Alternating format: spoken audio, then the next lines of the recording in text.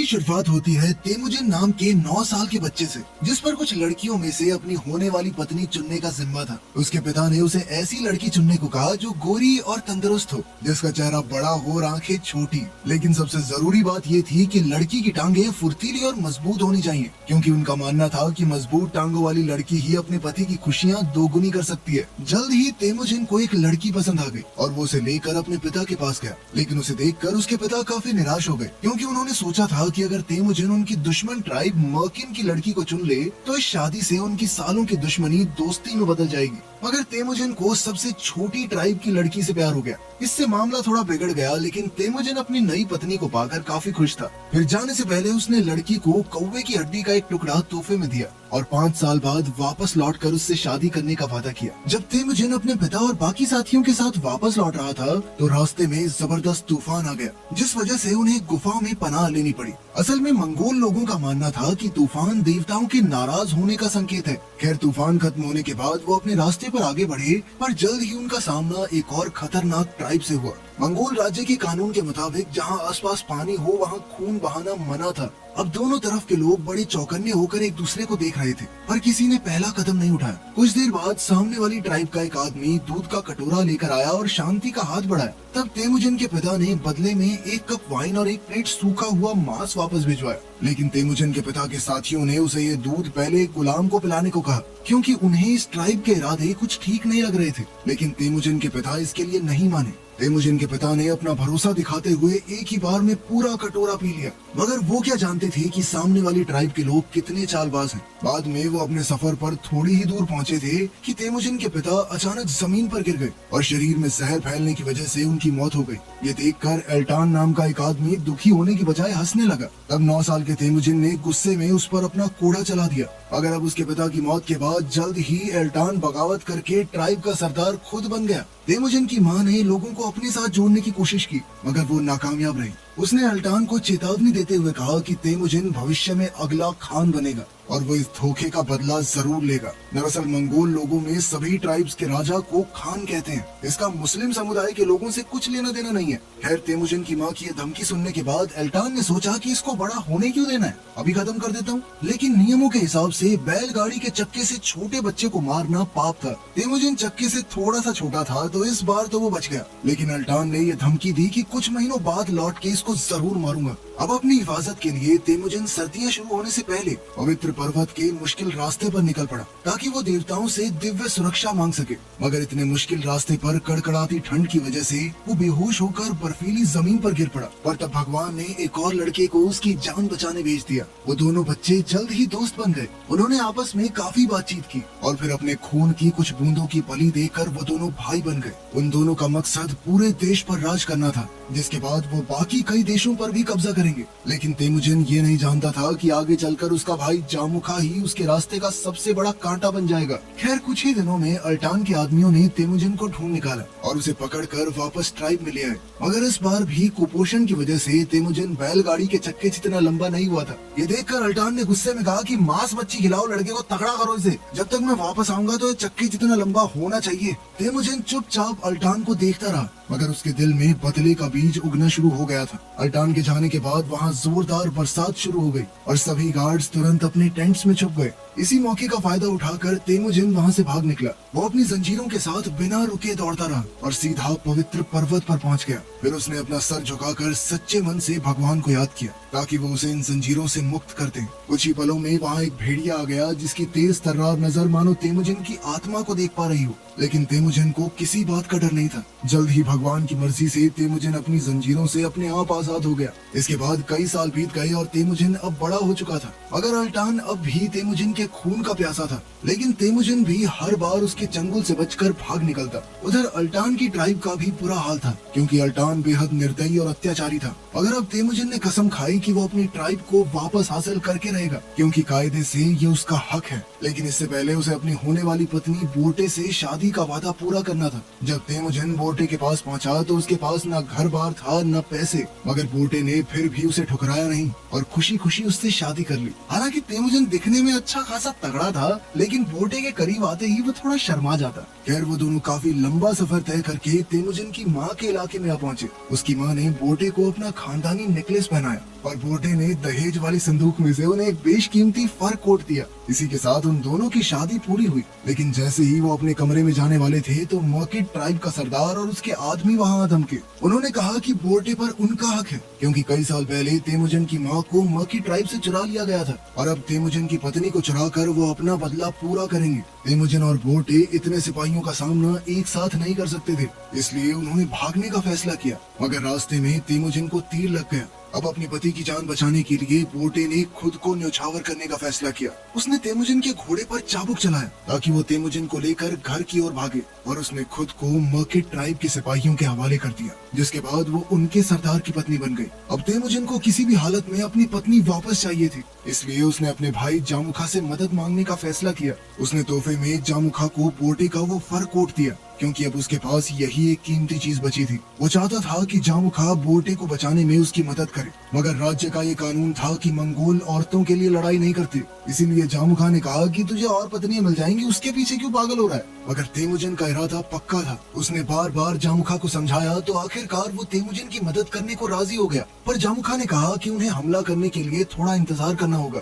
असल में जामुखा हाल ही में सरदार बना था और उसके लिए लड़ने को ज्यादा लोग तैयार नहीं थे। अब तेमुजिन के पास इंतजार करने के अलावा दूसरा कोई चारा नहीं था। जल्द ही कई महीने बीत गए और फिर दोनों भाई अपनी फौज और घोड़े लेकर मर्किट ट्राइब पर हमला बोलने निकल पड़े। रास्ते की पथरीली पहाड़ियों में एकदम सन्नाटा था और इसे देखकर जामुखा को खतरे का एहसास हुआ। जामुखा का शक सही निकला, क्योंकि इन्हीं पत्थरों के पीछे सैकड़ों मर्किट योद्धा छिपे हुए थे और उन्होंने अचानक जामुखा की फौज पर जोरदार हमला बोल दिया। मर्किट फौजी खोपड़ी के मुखौटे लगाकर जबरदस्त लड़ाई कर रहे थे, मगर जामुखा की फौज भी कुछ कम नहीं थी। दोनों तरफ से सिपाही डटकर अपने दुश्मनों का सामना कर रहे थे। तब जामुखा ने अपनी तलवार निकाली और उसकी तेज धार से सब्जियों की तरह दुश्मनों की गर्दनें काटने लगा। इसी मौके का फायदा उठाकर तेमुजिन मर्किट ट्राइब के कैंप में घुस गया और अपनी पत्नी को ढूंढने लगा। मगर जब उसने बोटे को देखा तो वो प्रेग्नेंट थी और ये पता लगाने का कोई भी तरीका नहीं था कि ये बच्चा तेमुजिन का था या नहीं। लेकिन फिर भी उसने बोटे को अपनाने का फैसला किया। तेमुजिन को देखते ही बोटे ने उसे गले लगा लिया और उसी समय जामुखा वहाँ आ गया।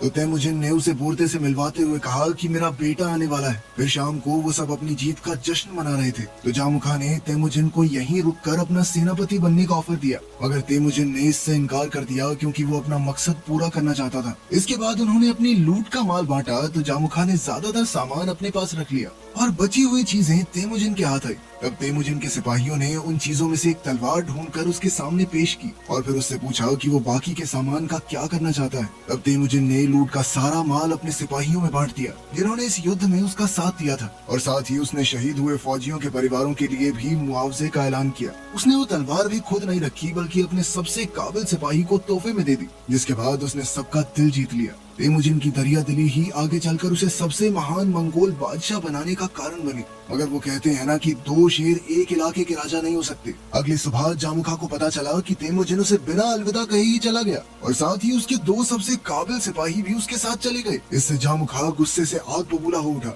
और अपने घोड़े पर चढ़कर उनके पीछे निकल पड़ा। जल्द ही वो तेमुजिन के कारवां के पास पहुंचा तो उसने तेमुजिन से पूछा कि वो बिना कुछ कहे क्यों चला आया, और सबसे बड़ी बात, तुम मेरे सिपाहियों को अपने साथ क्यों लेकर आए हो। मगर जो लोग अपनी मर्जी से उसके साथ आए थे, तेमुजिन का उन्हें लौटाने का कोई इरादा नहीं था। ये देखकर जामुखा के छोटे भाई को गुस्सा आ गया और उसने हमले के लिए अपना चाकू निकाल लिया, पर उस समय जामुखा ने उसे रोककर शांत रहने को कहा। हालांकि जामुखा तेमुजिन के बर्ताव से काफी नाराज था, पर फिर भी उसने उसे जाने दिया और इसी के साथ दोनों भाइयों की आपसी दुश्मनी की शुरुआत हुई। खैर, इस तरह कई महीने बीत गए और एक दिन जामुखा का छोटा भाई तेमुजिन से बदला लेने के इरादे से उसके कैंप में घुस आया। वो तेमुजिन के युद्ध के घोड़े चुराने आया था, लेकिन अचानक तेमुजिन के सिपाहियों ने उस पर तीर चलाकर उसे मौत के घाट उतार दिया। जब उस फौजी को एहसास हुआ कि उसने कितनी बड़ी गलती कर दी है, तो वो सीधा जाकर तेमुजिन के पैरों में लेट गया और कहा कि वो जामुखा के पैरों में अपना सर काट कर रख देगा ताकि दोनों ट्राइब्स में शांति बनी रहे। मगर अब तेमुजिन को समझ नहीं आ रहा था कि उसे क्या करना चाहिए। उसके सिपाही ने कुछ जानबूझकर तो नहीं किया, वो तो बस अपना काम कर रहा था।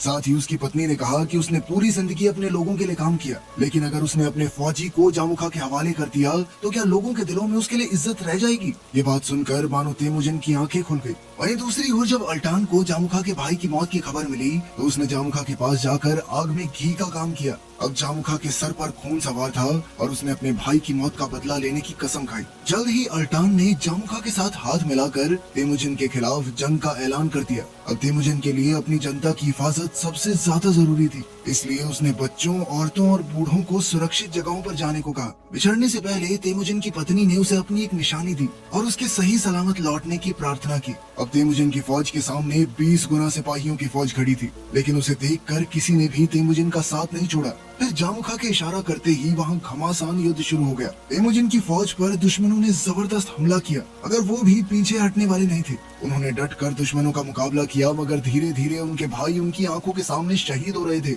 ये देखकर तेमुजिन का खून खौल उठा, पर जल्द ही दुश्मन फौजियों ने उसे चारों ओर से घेर लिया और ये उसकी जिंदगी की पहली और आखिरी हार थी। आखिरकार जामुखा ने अपने पुराने भाईचारे को याद रखते हुए तेमुजिन की जान नहीं ली, बल्कि उसे एक व्यापारी को गुलाम के तौर पर बेच दिया। इसके बाद तेमुजिन उसका गुलाम बनकर शिया डायनेस्टी के राज्य में आ पहुंचा। जैसे ही उन्होंने सरहद पार की तो वहाँ के सेनापति की नजर तेमुजिन पर पड़ी। उसने तेमुजिन को पहचान लिया था, इसीलिए उसने उसे खरीदने का फैसला किया। अब एक बुद्धिस्ट मॉन्क ने उसे सलाह दी कि ये कोई आम आदमी नहीं है, इसलिए इसे गुलाम के तौर पर मत खरीदो। मगर सेनापति ने उस बुद्धिस्ट मॉन्क की बात पर ध्यान नहीं दिया और मात्र 5 सिक्कों के बदले तेमुजिन को खरीद लिया। लेकिन उसने तेमुजिन को मारा नहीं, बल्कि उसे कुत्ते के पिंजरे में कैद करके धीरे धीरे उस पर अत्याचार करना शुरू किया। मगर वो सेनापति ये नहीं जानता था कि उसकी ये गलती आगे चलकर उसके पूरे राज्य को तबाह कर देगी। सच तो ये था कि ये गुलाम भविष्य में दुनिया का सबसे बड़ा साम्राज्य खड़ा करने वाला था। खैर, इस पिंजरे में तेमुजिन को जानवरों की तरह रखा जाता और राजमहल के लोग उसका मजाक उड़ाते थे।